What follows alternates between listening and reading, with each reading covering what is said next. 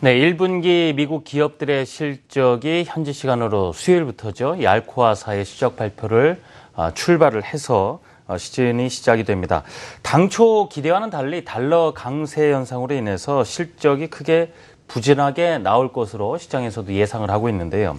일부에서는 올해 2분기까지 이어지다 보니까 어닝 쇼크에서 어닝 리세션, 이 침체라는 이야기까지 비관론까지 나오고 있습니다. 오늘은 실적 시즌, 미국의 실적 시즌 과연 표정이 어떨지 그 분위기를 좀 알아보는 시간을 가져볼까 합니다. 한국경제신문사 한상춘 논설위원 나와 계십니다. 위원님 어서 오십시오. 네, 안녕하십니까. 자, 이제 뭐 월가뿐만이 아니고요. 글로벌 증시가 이제 1분기 성적표를 내놓을 시기가 됐습니다. 미국의 경우에는 어떻게 예상되고 있는가? 시장에서 나오는 이야기부터 나눠봤으면 합니다. 예, 먼저 대답에 앞서서 네. 사실 시청자분의 이해를 돕기 위해서 네. 지금 미국의 올해 그 증시의 가장 큰 이슈는 금리 인상 문제 아니겠습니까? 그렇습니다. 그래서 같은 재료라 하더라도 사실 가중치가 상당히 다른데요. 네. 오늘 이렇게 얘기하는 1, 4분기 기업들의 실적들이 안 좋으면 주가는 떨어져야 되지 않느냐 하는 이런 시각으로 일반적으로 인식할 수가 있습니다. 네. 근데 왜 그러냐면 이 문제가 그 정리가 되지 않으면 뭐 기업들 실적 발표되기 전에 강달러 문제를 뭐 시장에 미리 반영했다 이런 쪽의 얘기가 나올 수가 있겠거든요. 네. 그래서 우리가 인과관계를 정확히 보셔야 되는데요. 지금 증시 입장에서는 가장 중요한 게 금리 인상 문제 아니겠습니까? 거기에 왜냐하면 지금까지 미국 증시가 유동성 장세이기 때문에 금리를 인상하거나 이렇게 되면 사실 주가에는 악영향을 미칠 수밖에 없거든요. 그런 각도에서 보면 미국의 기업들의 실적이 좀 안 좋게 나오면 이 자체는 증시에 안 좋은 얘기지만 월가의 가장 큰 이슈가 금리 인상 문제이기 때문에 네. 미국의 실적들이 안 좋게 나오고 그다음에 경기가 안 좋게 나오면 금리 인상 문제, 가장 민감하게 생각하는 금리 인상 문제가 여기에 대한 우려가 영향을 맡을 수밖에 없죠. 누그러지지 않습니까? 예. 누그러지. 최대 이슈가 누그러지지 않습니까? 그러면 증시에는 오히려 호재가 된다. 이런 소위 그 쑥 꺾기 같은 현상이 나타난다. 이렇게 볼 때 있습니다. 예. 그래서 월가에 이렇게 볼 때는 어떤 것 같은 경우는 이 자체가 오늘 미국의 주가가 올랐는데 왜 이렇게 실적에 얘기하느냐 하는 그런 얘기를 지금 하시는 분들이 있는데요. 그건 참 잘못되어 있다는 걸 말씀드립니다. 그래서 월가에서는 지금 최대 이슈가 어떤 쪽이냐, 그거에 긍정적으로 작용하느냐, 우호적으로 작용하느냐, 아니면 부정적으로 작용하느냐, 이게 사실상 여러 가지 재료의 경중을 판단할 때 굉장히 중요하다 이렇게 볼 때 있는데요. 예. 그런 만큼 지금은 가장 큰 이슈가 미국의 금리 인상 문제이기 때문에 기업들 실적이 안 좋게 나오면 금리 인상 문제에 대한 우려가 완화된다. 오케이. 그러면 금융 완화 기조가 지속된다. 그러면 주가는 올라가는 요인이다. 오히려 좋은 분위기가 돌 수 있다. 그렇습니다. 예. 그런 각도에서 이어지길 바랍니다. 그래서 앞뒤가 안 맞는 게 아니고 미국의 인과관계를 정확히 파악하는 사람들은 사실 이 문제에 대해서 입장이 잘 정리가 되지 않겠나 생각하는데요. 자막을 좀 보고 오겠습니다. 미국의 기업들 실적 같은 경우에는 지난 3분기까지는 소위 어닝 서프라이즈다 이렇게 얘기할 만큼 기업들 네. 실적이 좋았죠. 왜냐하면 그 이전까지는 미국 같은 경우에는 소위 제조업 우선 정책을 취했고 제조업 우선 정책을 취하다 보니까 오바마 정부가 달러 약세 정책을 취했던 것이 시차를 갖고 기업들 실적이 반영되면서 사실 달러 약세 그다음에 기업들 실적 개선 기업들 주가 상승해서 작년 3분기에 주가가 18,000선 이렇게 됐던 겁니다. 근데 지금은 오늘 주가가 뭐 100포인트 정도 올랐다 하더라도 17,800 정도 이렇게 되지 않습니까? 그 수준에서 그게 크게 벗어나지 않고 있는데요.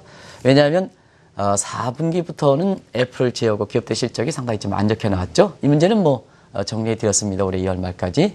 근데 이제 내일부터 그 세계 최대의 알루미늄 업체인 알코아를 바탕으로 해서 1분기에 그 기업들 실적이 발표되는데요. 지금 대체로 예상은 사실 그 작년 대비해서 한 4% 정도 감소세로 이렇게 나오는 거로. 그래서 4분기 이어서 올해 1분기까지도 계속해서 기업들 실적이 시간이 가면 갈수록 좀 악화되는 것으로 나오고 있는데요. 일부에서는 그렇습니다. 일부에서는 실적 부진세가 올해 2분기까지 이제 시작됩니다는 2분기까지 지속되지 않겠느냐 하는 이런 그 예상들이 나오고 있거든요. 그러다 보니까 1분기에 기업들 실적이 안 좋은 것을 뭐 우리가 샤크라는 표현을 쓰지 않습니까? 근데 이제 경기 판단이나 실적 판단할 때는 MBR 즉 미국의 전미경제연구소에서는 분기 지표 같은 경우에는 2분기 이어서 어떻게 될 것이냐 하는 이 측면이 굉장히 중요하거든요. 그런 측면에서 보면은 작년 4분기 이게 아리까리하다가 올해 1분기에 예상대로 좀 안 좋게 나오다가 2분기까지 안 좋게 나오면 결국 리세션, 소위 실적에 있어서는 리세션 상태에 들어가지 않느냐 해서 시청자 여러분도 처음 보셨을 겁니다. earning shock라는 표현은 아시겠습니다는 earning recession이라는 표현은 아마 처음 들으실 걸 생각하는데요. 사실 월가에서 이런 용어들이 나올 만큼 기업들의 실적이 상당히 좀 관심이 되고 있다 이렇게 볼 수 있습니다. 결국 지난해 4분기부터 미국 기업들의 실적의 이 기상도가 좀 흐려지기 시작했는데 말이죠. 왜 이렇게 나빠지고 있는가라는 배경도 살펴볼 필요가 있겠습니다. 달러 강세 현상과 계속 연결지어서 말씀이 많이 나오고 있는데요. 네. 기업들의 실적 예상치, 톤스 데이터라든가 이런 것을 방송을 위해서 업종별로 한번 봤습니다. 네. 업종별로 봤더니 전부 실적들이 안 좋은 게 아니고 사실 수출 업종이랑 국제 유가와 관련돼 있는 에너지 업종이 주로 1분기에 지금 예상대로라면 실적 부진을 사실상 주도한다는 얘기입니다. 그런 차원에서 보면 뭐 시청자 여러분도 굳이 설명하기 전에 다 나오는 얘기죠. 그러면 수출 기업들의 실적이 왜 안 좋을까 하는 이 측면에서 보면 역시 달러 강세 문제가 미국의 경제권 이상으로 달러 강세 문제가 상당히 부담이 돼서 네. 기업들의 그 수출 기업들의 실적이 안 좋은 쪽으로 나오고 있다 이렇게 보시되고요.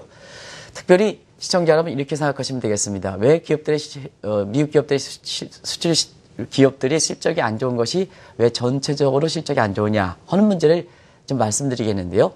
왜냐하면 미국은 금융위기를 풀어가면서 수출 쪽에서 이렇게 촉진을 통해서 했거든요. 네. 그러다 보니까 금융위기 전후해서 미국은 내수 시장이 상당히 큰 시장이긴 합니다는 금융위기 이후에 모든 것이 수출 지향적인 전략을 취했기 때문에 시장의 영향력이라든가 또 실제적으로 어닝 시즌에서 차지하는 비중이 굉장히 높다는 얘기입니다. 그 상징성이 높다는 얘기입니다. 그런 측면에서 보면 사실 수출업종이 부진하면 전체적으로 월가의 투자 심리는 상당히 좌우하는 측면이 있다 이렇게 말씀드리고 있고요.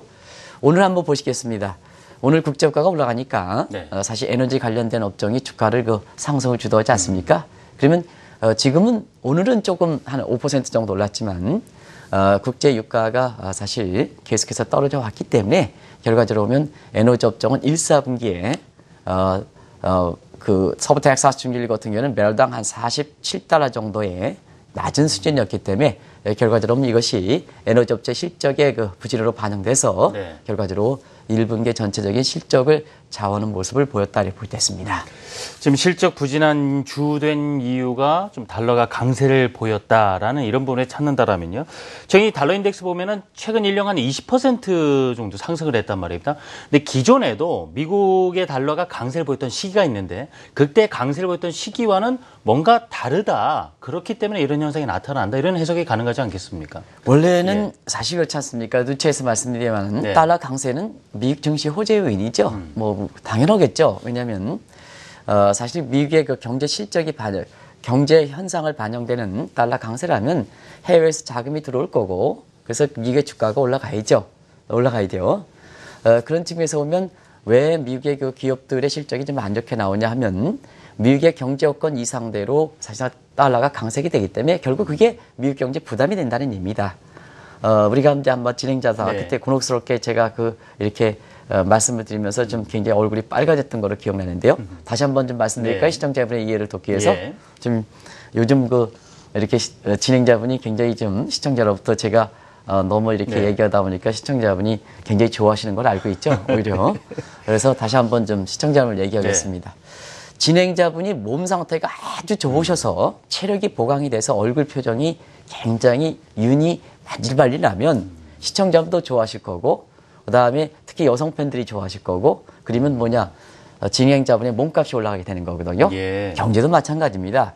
이 달러 강세는 사실 어느 지표보다도 그 나라 경제 여건을 다른 국가에 대비해서 이렇게 상대적으로 반영하는 이런 것이 달러가 문제거든요.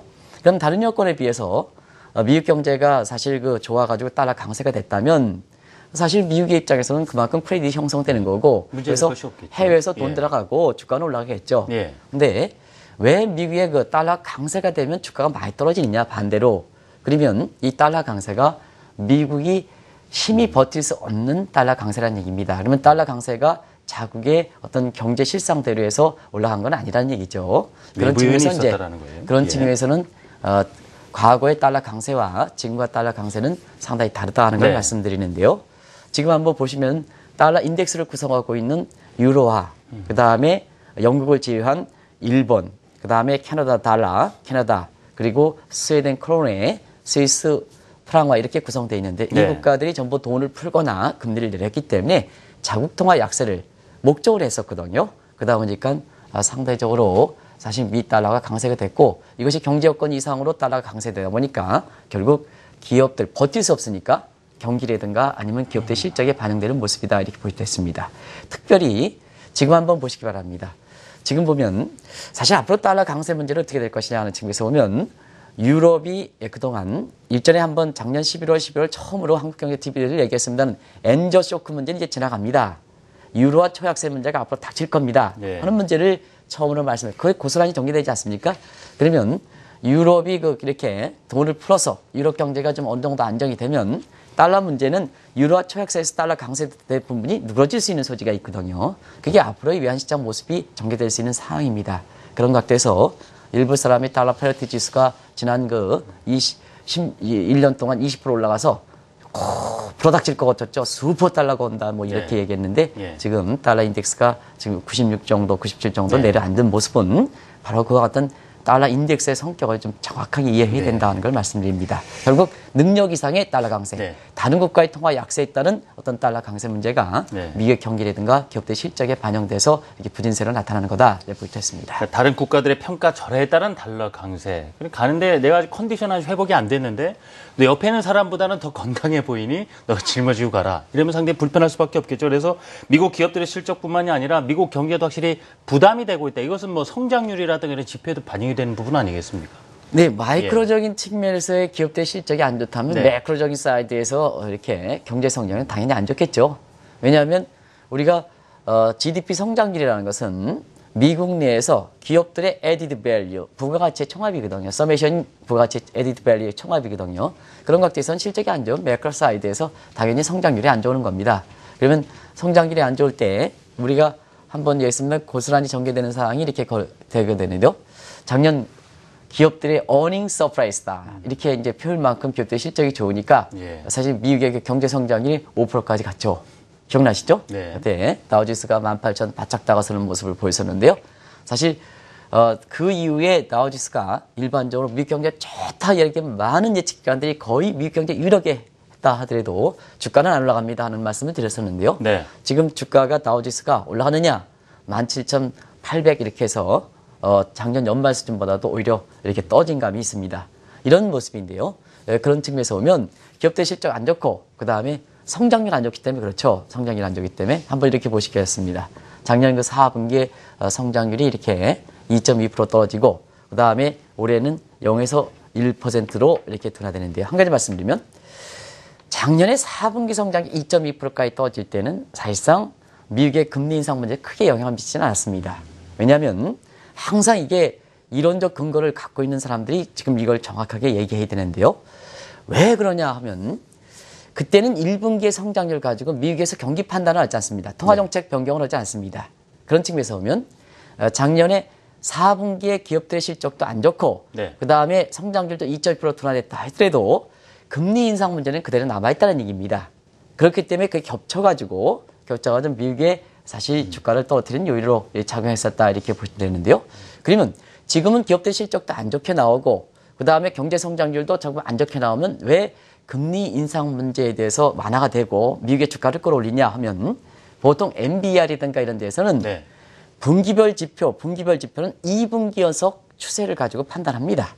그 2분기 연속 할 때 올해 1분기의 기업들 실적이 중요하고 1분기의 경제 성장률이 중요하면 4분기의 기업들 실적 안 좋고 4분기의 경제 성장 안 좋으니까 1분기의 기업들 실적 다 안 좋고 1분기의 경제 성장 안 좋으면 이제는 뭐냐? 경기가 둔화 국면에 들어가느니 기업의 실적이 이렇게 네. 추세적으로 둔화 국면에 들어가는 이걸 판단할 수 있다는 얘기입니다. 네. 그래서 정책에 반영될 수 있다는 얘기거든요. 그런 측면을 시청자분이 잘 보시기 바랍니다. 그래서 제가 특별히 자막에 지금 김 PD께서는 자막을 좀 빨리 없애버렸습니다는 여기 한번 NBR의 미국의 경기 판단 문제에서 네. 요거 문제를 특별히 넣습니다. 특별히 넣습니다. 항상 미국은 전년 동기비 전분기 방식이기 때문에 항상 뭐냐면 베이스 이펙트 기저효과에 따라서 월별 지표에서 이리 흔들리고 저리 흔들리면 이 경기가 어떻게 판단할지 모르거든요. 그래서 시청자 여러분 다시 한번 기본을 사항을 만들겠습니다. 추세를 봐야 되는데요. 베이스 효과로 들기 위해서는 월별 지표는 3분기 이동평균을 가지고 보고 그다음에 분기별 지표는 두 분기 연속 지속되는 네. 요 모습을 봐야 됩니다. 많은 사람들이 그러지 않고 그때 지표에 따라서 그냥 뭐냐 도대체 이렇게 얘기하는데요. 사실상 그런 측면에서 같은 그 경기 둔화되더라도 미국의 주가에 반영되는 모습이 다른 국면이다 이렇게 보시면 되는데요. 네. 결과적으로 보면 올해 1분기 성장률이 다시 0에서 1% 떨어지면 작년 4분기 2.2% 비해서 더 떨어진다는 얘기죠. 네. 그러면 오케이. 그러면 뭐냐? 통화 정책이 변경이 돼야 된다 하는 예상이 당연히 나올 수가 있겠죠. 2분기 연속 경기가 둔화되니까. 네. 그러면 자, 작년에 4분기에 경기가 둔화해서 이게 일시적이냐 좀 지켜보자 해서 금리 인상 문제에 대해서는 계속해서 남아 있었는데 또 한 가지는 고용 지표는 대표적으로 경기 후행 지표이기 때문에 사실 경제 성장이 떨어지더라도 고용 지표는 1분기까지는 안 좋게 나오지는 않았지 않습니까? 고용 지표는 오히려 더 작년 4분기의 성장이 높은 걸에 따라서 뒤늦게 반영돼서 경제 성장 떨어지면 후행 지표인 고용 지표는 좋게 나온 상태에서 금리 인상 문제가 불거졌거든요. 이것이 미국 주가에 안 좋은 영향을 미쳤거든요. 근데 지금은 뭐냐? 고용 문제까지 안 좋게 나오다 보니까 네. 자, 2분기 연속 실적 안 좋아. 자, 오케이. 그러면 2분기에서 경제 성장이 안 좋아. 그리고 고용 문제까지 안 좋아. 그러면 당연히 미국의 통화 정책의 정책 기조에서 변경이 있다는 얘기죠. 정상적으로 가기가 정상적으로 가기가 좀 예. 한번 주춤하는 이런 문제가 되겠죠. 그게 뭐냐? 지금 미국의 증시를 받쳐왔던 가장 큰 요인이 사실 저금리의 유동성 문제니까 이 문제가 좀 말해야 않느냐 하는 각도에서 미국의 주가는 사실 선반영하는 측면이다 하는 것을 이렇게 좀 말씀드리고 싶습니다. 항상 이런 근거가 없으신 분은 그때 지표에 따라서 시청자 여러분한테 오늘은 뭐 어쩌다가 내일은 어쩌다가 이렇게 얘기하시는 분이 많는데 이게 미국에서 보면 아주 정확한 근거를 바탕으로 해서 이렇게 인식하는 것을 꼭 말씀드리고 싶습니다. 예. 자, 이 다른 국가들의 인위적인 평가절하죠. 자국 통화의 인위적인 평가절하에 따라서 미국 기업들의 실적이 안 좋고 뭐 경기까지 소프트 패치 우려까지 나온다 그랬을 때는 결국 이 지금까지 잘 회복 국면에서 비정상적인 정책을 쓰다 정상적으로 좀 돌아가려고 고민한 시점에서 마치 찬물을 끼얹은 듯 이런 분위 형성이 되니까 미국 당국자 입장에서는 상당히 지금 분위기가 심기가 불편할 수밖에 없다. 이런 판단도 가능하겠습니다. 지금 경기 성장률이 이렇게 예상대로 둔하게 나오고 예. 기업들 실적이 나오면 가장 지금 당혹스럽게 생각하는 사람들이 미국 정책 당국자죠. 예. 미국 정책 당국자는 사실 지난 금리 과정을 국민의 희생을 담보로 해서 나를 따라라 회복시킬 테니까 따라라 해서 했던 상황들이 이게 경기가 2분기 연속 이렇게 안 좋게 나오고 이렇게 된다면 네. 본인들이 굉장히 당혹스럽겠죠. 그러면 향후에 뭐냐? 정책이 변경될 가능성이 있기 때문에 우리가 미국의 정책 당국의 지금의 모습에 대해서 어떤 입장을 갖고 있느냐 하는 것을 우리가 한 번 정도는 계속해서 얘기를 해온 사항이거든요. 이 문제는 계속해서 말씀드렸기 때문에 간단히만 정리드리겠습니다. 통화정책 수장 제닛 옐렌, 그다음에 그 밑에서 행정실무가 하는 피셔 전부 달러 강세에 대해서 우려를 표명했죠. 이와 같은 상황 때문에 작년 10월부터 계속해서 이렇게 한국경제TV를 통해서 계속해서 말씀드렸던 사항이고 네.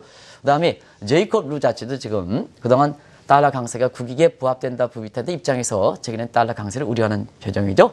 그리고 무엇보다도 마이클 프로먼 USTR 미국의 산업계 입장 대변, 특히 수출업계 입장을 대변하는 미 무역대표부 같은 경우는 달러 강세에 대해서 아주 이제 강도 있게 내가 통상 압력으로 통상을 대응하겠다 하는 입장을 표명할 만큼 굉장히 정책 당국자들이 잠보시기라면 통화정책 당국자도 싫어하고 재정정책 당국자도 통화정책의 비선조직이긴 하지만 싫어하고 그다음에 통상정책 관련된 환율정책과 관련되어 있는 USTR도 싫어하고 오케이 그럼 앞으로 어떻게 되냐 정책의 변경이 되겠다 해서 금리 인상이라든가 이런 부분에 지금까지 기대가 익스펙테이션이 상당히 높아하는데 이 부분이 좀 정리가 되지 않겠냐 하는 이런 각도로 자연스럽게 월가에 익힐 수 있는 대목이다 이렇게 볼 때 있습니다. 네. 지금 뭐 무역적인 부분에서 대응도 그렇고 이 미국의 맞대응이 뭐 현실화되고 있는 부분 말씀 나눠볼까요? 벌써 우리 제품에 대해서도 미국의 통상 압력이 상당히 높아지고 있다라는 것도 이런 심기가 고스란히 반영된 것 아니겠습니까? 네 그렇습니다. 이번 주 들어서 한국경제신문이라든가 이런데 네. 미국이 통상 압력을 상당히 강조하고 있다, 강화가 되고 있다 하는 것이 기사에 크게 거기 일면씩 장성하는 모습을 보이고 있는데요. 그런 각도에서 보면 사실 그 자국 통화 약세에 따른 미국의 달러 강세가 미국의 경기라든가 그 다음에 그 기업들 실적적인 측면에서 상당히 부담이 되니까 정책적으로 그에 불쾌감을 표시했으니까 정책으로 구현되겠죠. 예. 행동으로 나오겠죠. 불쾌감 표시하는 행동이 나오겠죠. 그런 측면에서 크게 두 가지 시각으로 이렇게 볼 수가 있지 않냐 생각하는데요. 뭐 아시겠습니다는 사실 환율적인 문제, 통상 압력 문제. 근데 환율 안전 문제는 환율적인 전쟁 문제는 좀 이따 이제 말씀드리고요. 네. 통상압력에서 지금 통상압력을 굉장히 강도 있게 이렇게 미국이 나오는 측면이죠. 그래서 금융위기에 미국의 자국 문제 극복을 위해서 굉장히 다른 국가에 퍼내는 과정에서 네. 사실 그동안 통상압력이라든가 이런 부분은 굉장히 누그러졌습니다는 올해 들어서는 3월 달에 발표했던 국별무역장보고서 NT 보고서 같은 경우에는 굉장히 전통적 우호관계에 있는 국가에 대해서도 통상압력을 상당히 강화하는 이런 모습이죠. 이런 것이 미국의 정책 당국자의 불편한 심기를 그대로 반영하는 거다 이렇게 볼 때 있습니다. 네. 자, 이 글로벌 증시 입장에서 결국 이제 미국 연준이 어떻게 대응할 것인가에 관심을 둡니다. 왜 금리 인상과도 직결되고 있는 부분이기 때문에요. 연기설이 그래서 월가에서는 솔솔 벌써부터 피어나고 있습니다. 예. 네, 그렇습니다. 지금 상태에서 보면 항상 말씀드리는 네. 다른 국가의 통화 약세에 따른 미국의 강세라 이렇게 본다면 사실 미국 입장에서는 경기라든가 기업들의 실적에 부담되니까 이걸 대응할 수밖에 없죠. 그런 측면에서 항상 말씀드리는 한물합의 버전식 대응. 네. 자, 유럽이 돈 풀면 미국도 돈 풀고 금리 인하하면 금리 인하하고 이런 방식이 되겠죠. 이게 전형적으로 환율 전쟁의 전형적 모습이다 이렇게 보시면 되는데요. 사실상 그렇습니다. 이런 것이 지금 정책 여지가 미국에 있으면 당연히 그렇게 할 겁니다. 왜냐하면 미국의 제닛 앨런은 어떤 분이냐 하면 미국의 1913년 FRB가 설립한 이래로 가장 치욕적인 FRB의 불명예 사건이 딱 하나 있습니다. 그걸 가장 치욕적으로 생각하는 게요.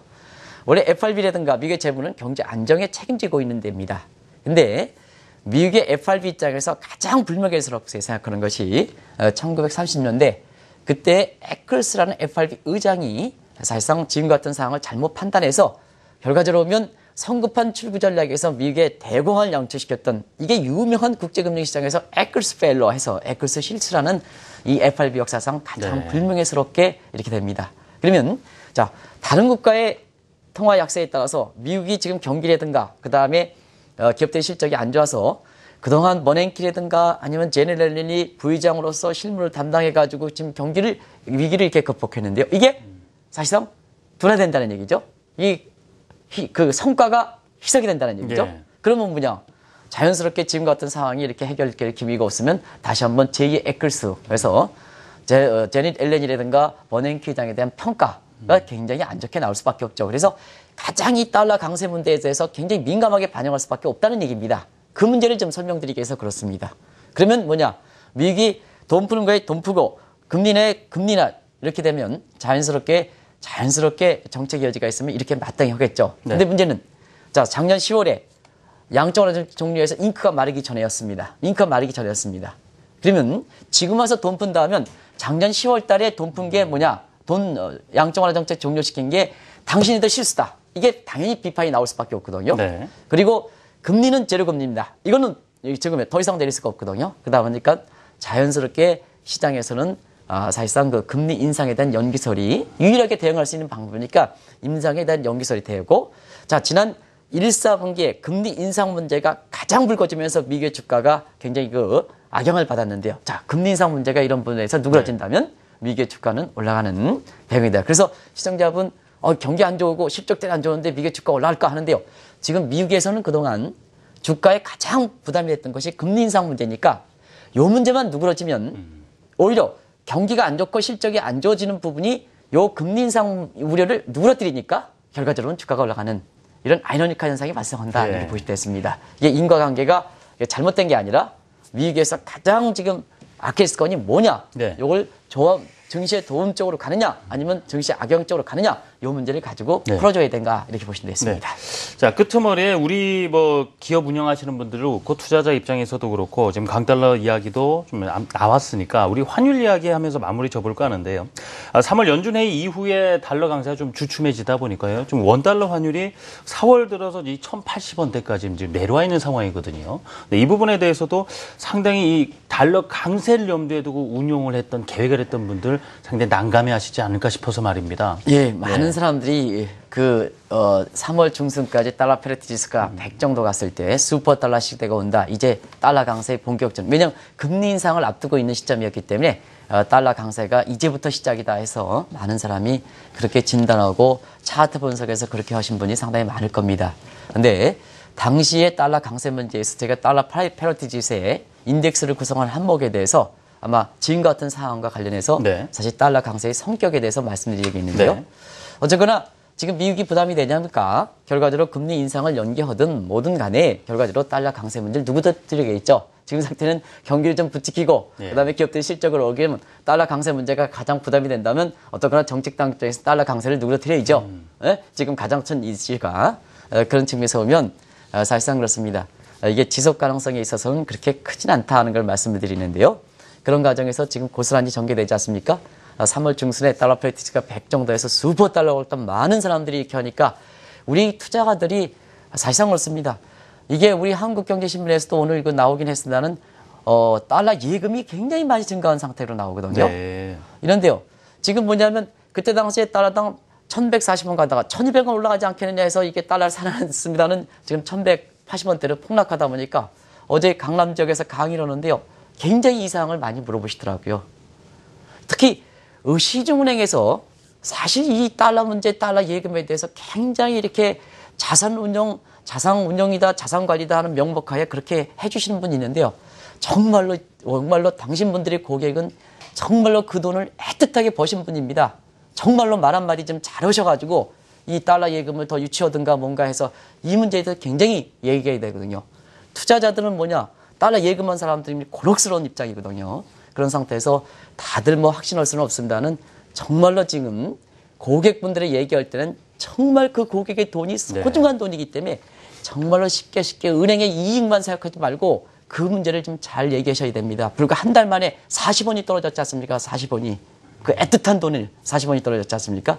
그런 것 같아서 우리가 방송도 그렇고 그다음에 저도 마땅 포함하겠습니다는 이렇게 금융사에 종사하는 사람들 같은 경우는요. 정말로 진짜 고객의 왕이다 하는 생각에서 고객의 자산이 어떻게 벌었습니까?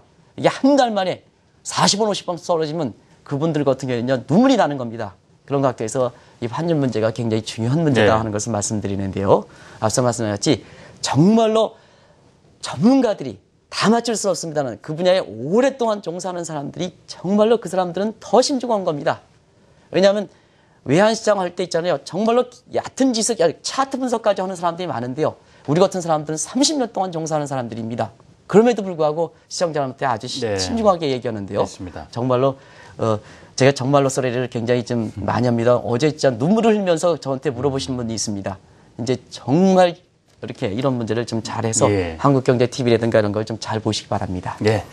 자, 이 미국을 비롯한 글로벌 증시 어닝 시장 돌입을 앞두고요. 미국의 실적 악화 이유, 그 배경에 대해서도 짚어봤고요. 이것이 또 결국 정책에는 어떤 영향을 미쳐서 증시에는 어떻게 또 영향력을 주게 될지 결국은 이렇게 안 좋은 상황이 되면은 정책이 좀 정상화하는데 좀 늦어질 수밖에 없고 오히려 증시에는 호재가 될 수도 있는 이런 분위기가 될 수 있는 아이러니한 현상이 있을 수 있다라는 말씀 나눠봤습니다. 한국경제신문사 한상춘 논설위원이었습니다. 위원님 고맙습니다.